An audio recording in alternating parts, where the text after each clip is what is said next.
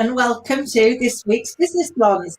Unfortunately, today we're not joined by the lovely Penny Powers as she's got a prior engagement, but hopefully she will be back again next week. So it's just me and the lovely Sam and Carol Ann. And in the week where we're starting to open up, aren't we? The non-essential shops are open. I don't know about the rest of you.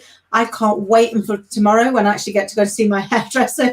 It's going to be my very best friend because she can get rid of my grey. But people are starting to get out and about and reconnecting, which is lovely. So, Carol Ann, my lovely, what's this week held for you? Well, I did manage to get away to the seaside, and it was a booking that had been cancelled 3 times because of the various lockdowns. So it was like someone said to me, "You were like a bullet out of a gun getting that place, weren't you?" No, it has been cancelled 3 times, And it was like, still, will we get there? And it was wonderful just to be by the sea and to get away from these 4 walls, which we've been stuck in for months. And what was interesting is watching the restaurants coming back to life, people sitting out in freezing weather. But wanting to eat seafood in a harbour, no matter if you had frostbite or not, we were willing. And there was a kind of gentle party atmosphere rather than let's go wild.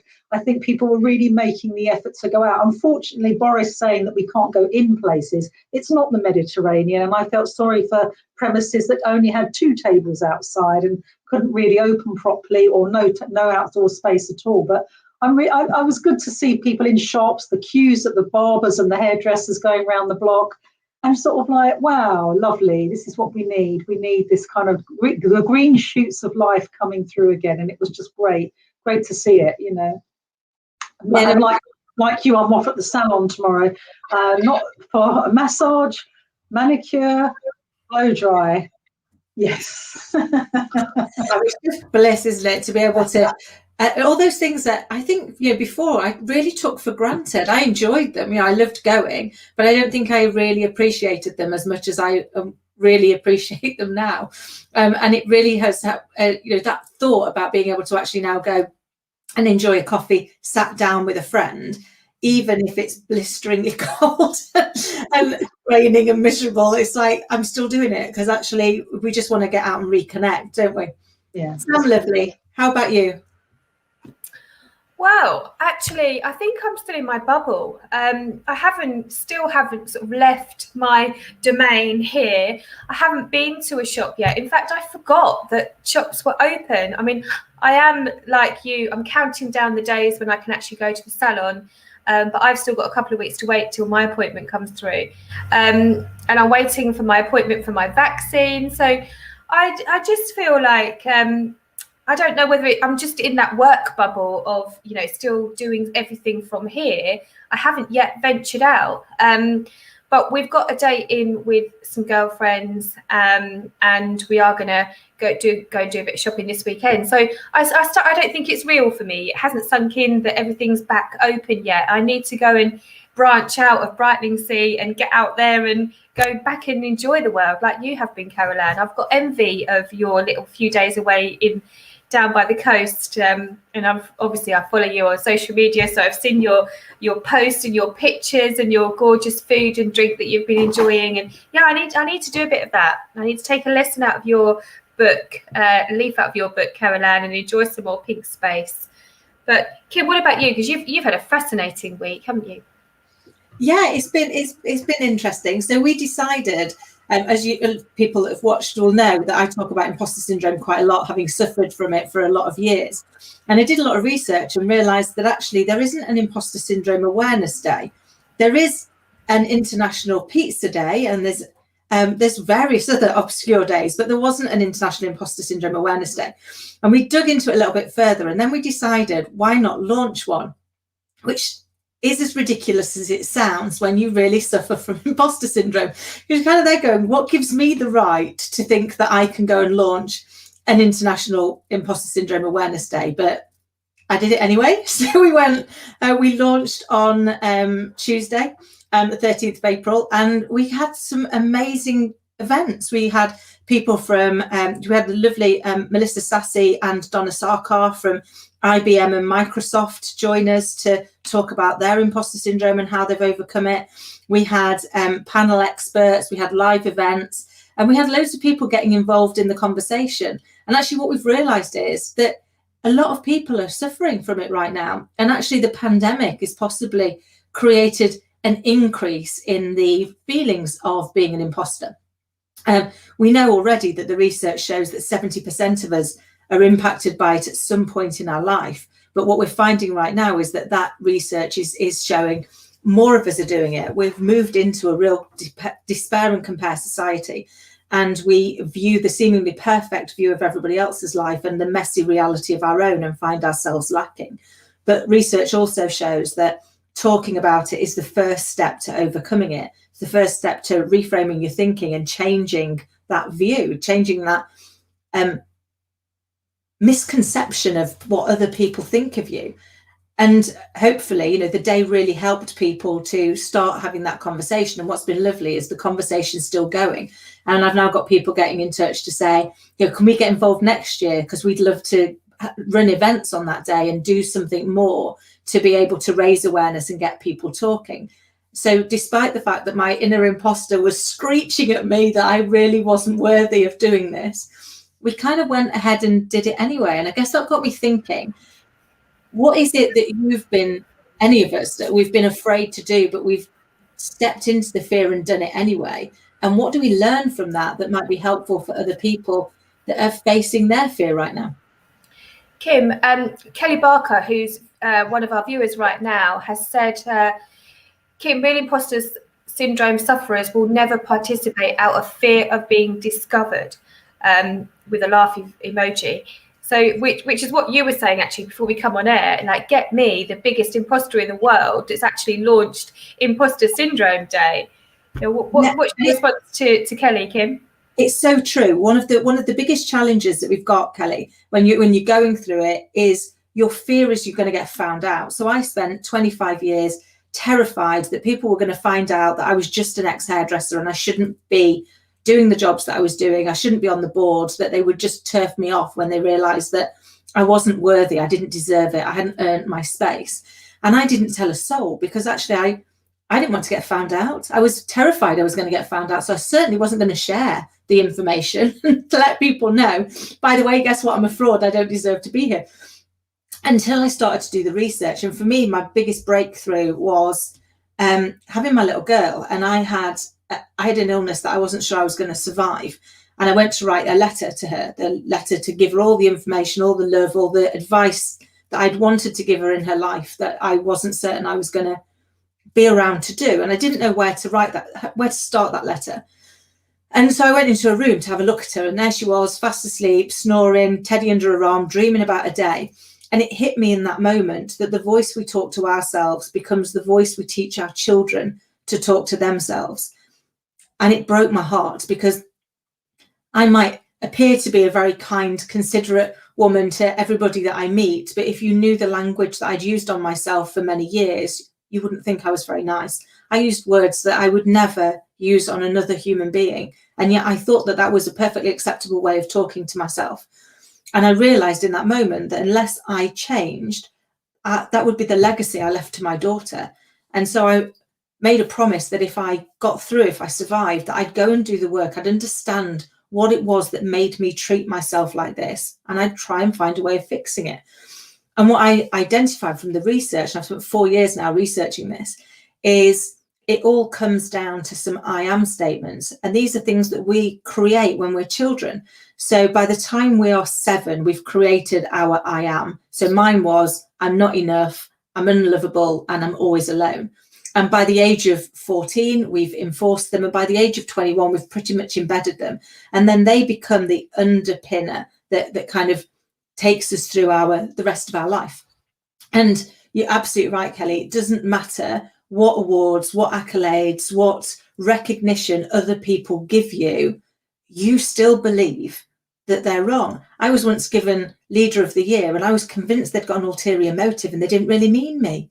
And I now know from having had a conversation with the guy who gave me the award how wrong that was, But at the time, that's how bad my imposter was. I couldn't see that there was any value that I gave.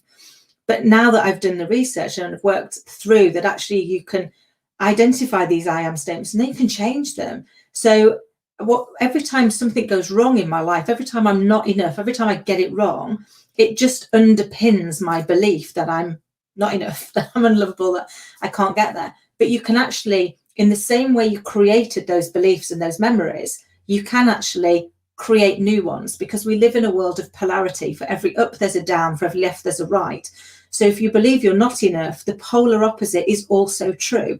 And actually what we need to do is learn how to reframe our thinking and regain control, because our inner imposter is actually our inner child. And it is trying to keep us safe. It's not actually trying to harm us. It's trying to keep us safe. It doesn't want us to get it wrong. It doesn't want us to mess up or be a fool or put ourselves out there and get picked on. But what it really needs is the adult us to reach in and go, it's okay, I've got this, because what's the worst that can happen? And actually, once you start talking about it, one of the reasons I started talking about it was I realized that actually, if I could share, even though it's excruciatingly embarrassing, sharing how you feel, sharing how ridiculous your inner conversation is to other people. But in doing so, if it helps just one person realize that they too can change the script, then it's worth going through that pain barrier. And what I've now realized is that actually your vulnerability becomes your superpower. So the fact that I'm a hairdresser isn't actually my downfall. It's my superpower, because it taught me to be able to listen to people, to really want to understand them, and to try and create a memory for them that was positive. And I guess that's how I lived my life. I try and do that to everybody that I meet. And I think, all the research shows the first step of overcoming imposter syndrome is to talk about it. And unfortunately, it's the hardest step, because the thing you're most fearful of is being found out, and you're about to go out there and tell somebody what it is that you're most fearful of. But having done it, I promise it really works. I think it's like being vulnerable, isn't it? I watched an amazing YouTube video. She's had 5 million YouTube views, Brené Brown, on vulnerability. And I haven't watched it for ages. And I watched it again yesterday. And she, she's a very great speaker. She was on a TED Talk, and she's quite humorous and talking about her struggles with being vulnerable and what she did to overcome it. And she actually went and got counselling, and she spoke about the first counselling session, and it was just quite, as I said, quite humorous. But what she said, and it really resonated with me, was that vulnerability is the birthplace of innovation, creativity, and change. So before, we can do all of those things, before we can be innovative, creative, and before we can change, which is what all of us talk about in business all the time, isn't it? We've got to be innovative, we've got to be creative, and we've got to be adaptable and changeable. But before we can do any of those things, we've got to accept that we've got vulnerabilities. We've got to be vulnerable. We've got to share our vulnerabilities. And that's the hardest thing to do, just like an imposter talking about how they feel. So I completely resonate with where you're coming from in that, Kim. Yeah, no, so and Kelly, thank you for sharing. So Kelly was just letting us know that at the graduation of his second university bachelor's degree, somebody was given most outstanding and actually turned it down because he couldn't believe he was really worthy of the honour. And it's amazing how many examples of like that, Kelly, there are around the world. And actually what we're now seeing is more and more people, more and more successful people, are willing to share with us when they've actually faced their own inner imposter. And in fact, even Einstein had it. So Einstein has a quote which says something along the lines of this high esteem within which my works are held leave me feeling like an unlikely swindler. So somebody who was recognized globally as a genius doubted his ability too. And I think that gives me some confidence. Certainly not. I mean, my inner imposter then kicks in going, you can't be an imposter, Kim, because he really achieved something. So if he felt like an imposter, he felt like a real one. But that is, I guess, the ridiculousness of that inner script. It's that inner dialogue that is holding us back. And once we can encourage people to give them a safe space, I think what we've got to do is give people a safe space where they can share their vulnerability without losing their credibility, because that's our biggest concern. Our biggest concern is that in sharing it, we're going to be less credible. We're going to get found out. We're going to look like a fool, and none of us want to look foolish. And I wonder if that perhaps drives us. But Caroline, I wonder, does this resonate from kind of all the work you do? Obviously, you've got such an amazing wealth of experience.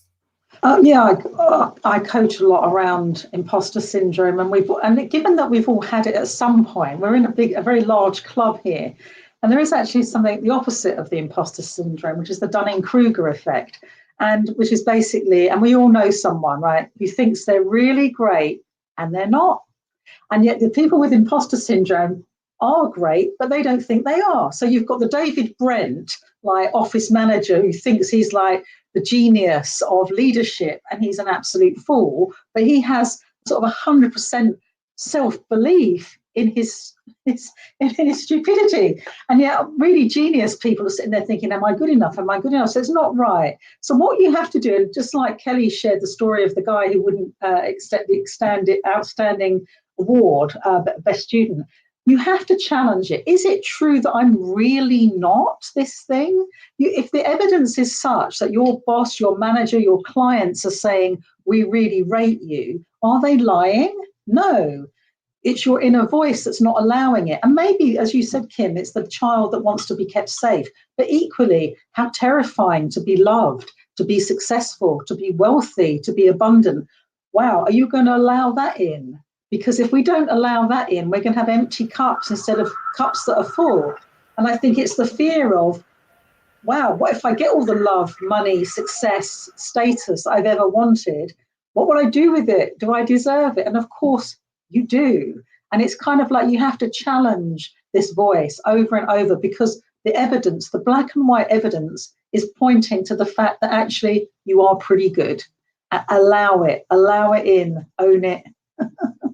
I love that. That's where self-sabotage comes in, isn't it? And I see a lot of that in my coaching practice too, where people get to a certain point and they plateau.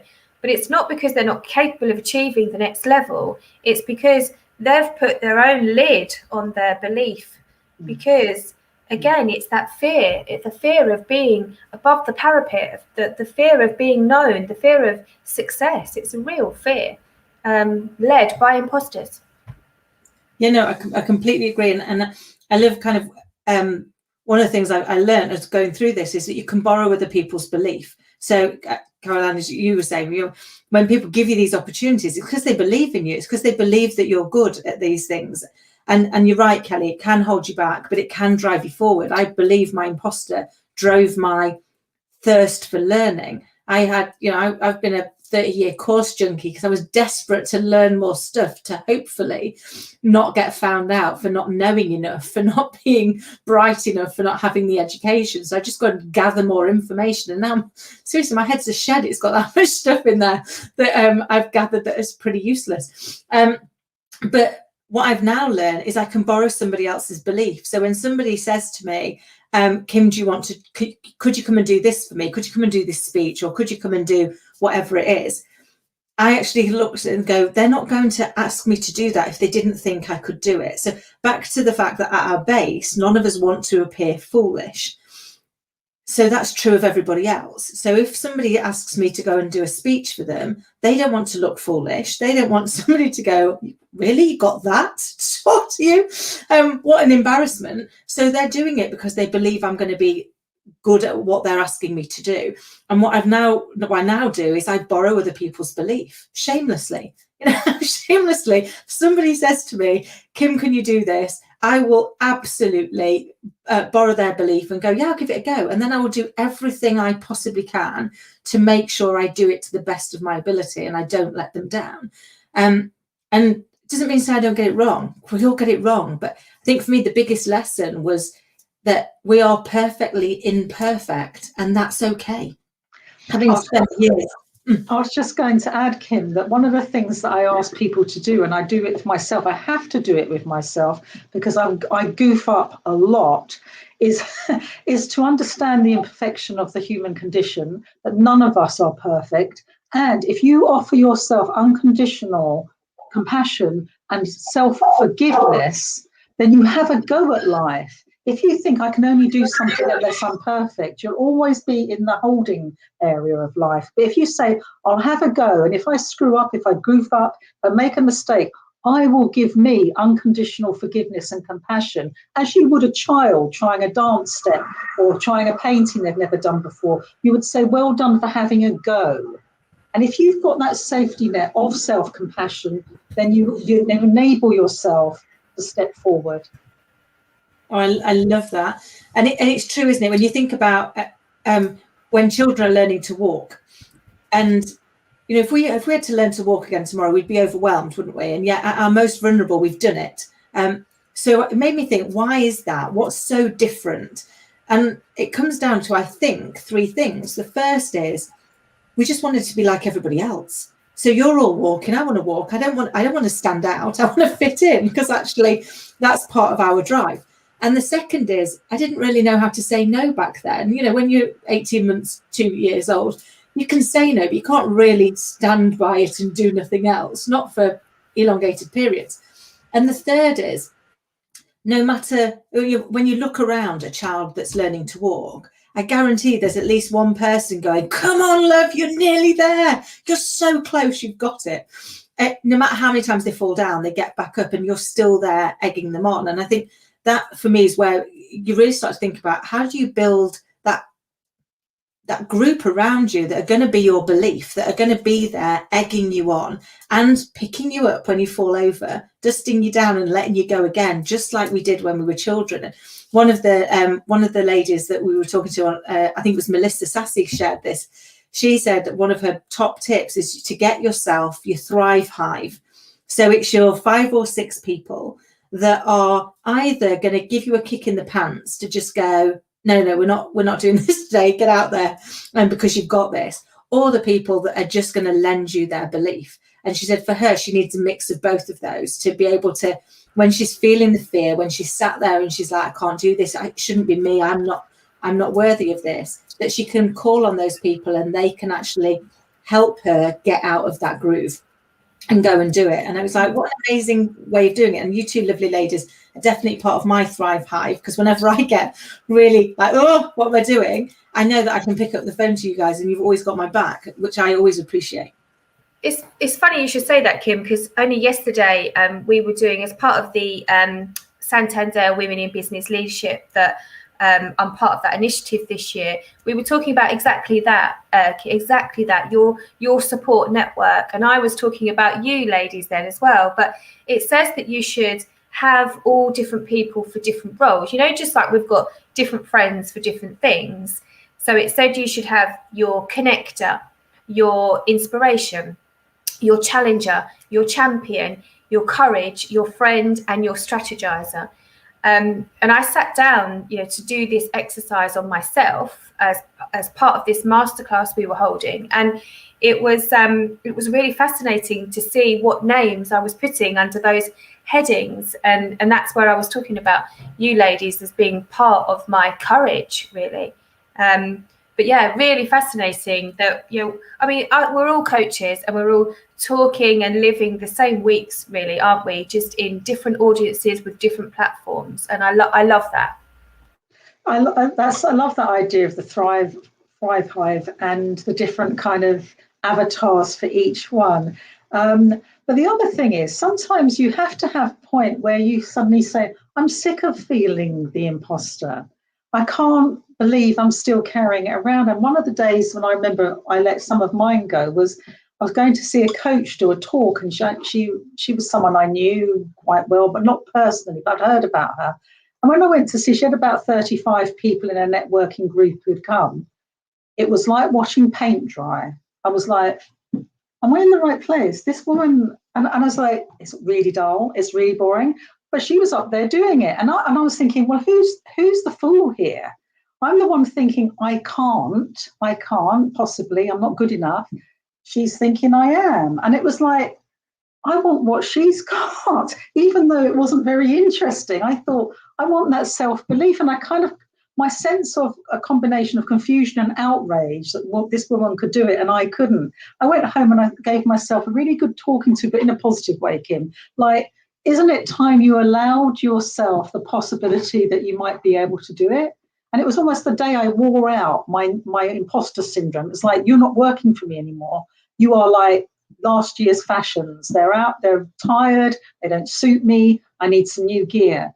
And this, you are not part of my new gear setup, you know. And I just thought it took going to see someone else, a kind of a wake up call for me. You can do this, and maybe even a little bit better.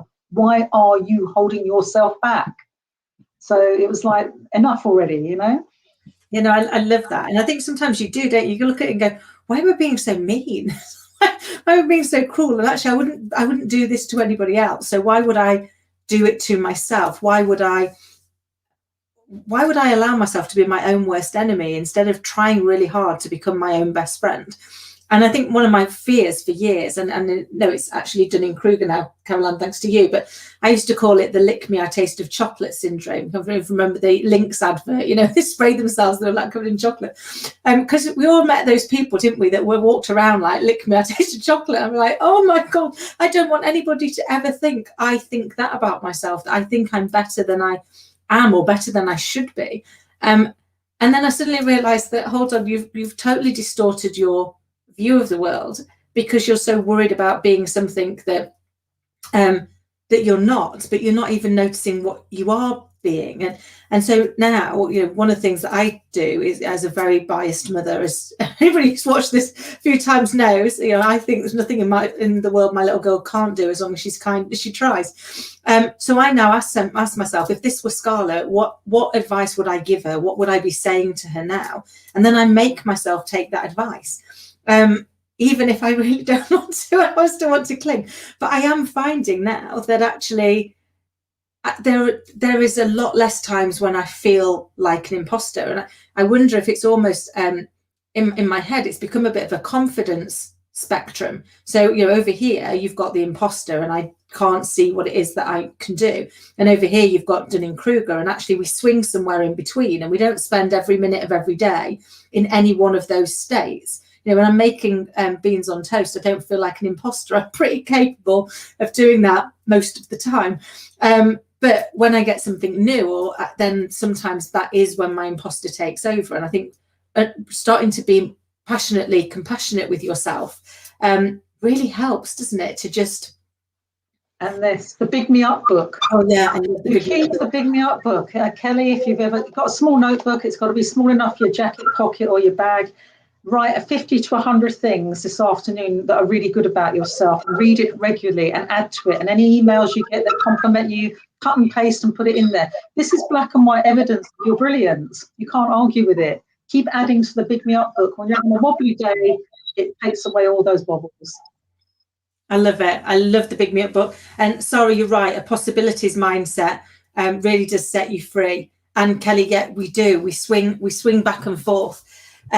But find the right people, talk to somebody, and you can start to change that script. You can take away the legs of the table of that belief, and you can create a new belief. And by all means, get in touch, and I'll do whatever I can to help, because I promise it works, and you can change that script. I can't believe it. We've managed to get to the half an hour already. That flew, ladies. But before we go, what would be our one top tip to leave people on today's episode? And I'm going to start with you, please, Caroline. Always unconditional forgiveness.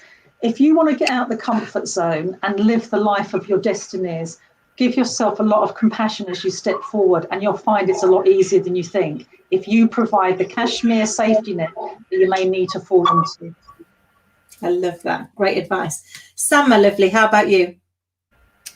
I think it's following on from the Brené Brown vulnerability YouTube that I watched yesterday. It's about really knowing what are your vulnerabilities. How can I every day share the things that, you know, I'm fearful of, the things that I feel an imposter about. Really opening up to my vulnerabilities, because until I do, how will others trust me to help them? That's the one tip for me. I love it. great advice from both of you. I guess for me, it's going to be beliefs. So I think where you can, lend your belief to somebody. It's the most powerful thing you can do, is to let somebody know you believe in them and tell them why, because you just don't know if they're suffering from their imposter today. And when somebody gives you an opportunity, recognize that they're lending you their belief and take it, because you've got this. Now, we're out of time. So if you would like to join us and be our guest here next week, please do get in touch with us at www.businessblondes.tv. And we would love to have you join us. And thank you so much for joining in, for giving us so much of your thoughts today. We've really, really appreciated that. And we hope you have a lovely, lovely week. Until next time, take care, stay safe, and believe in yourself. See you later.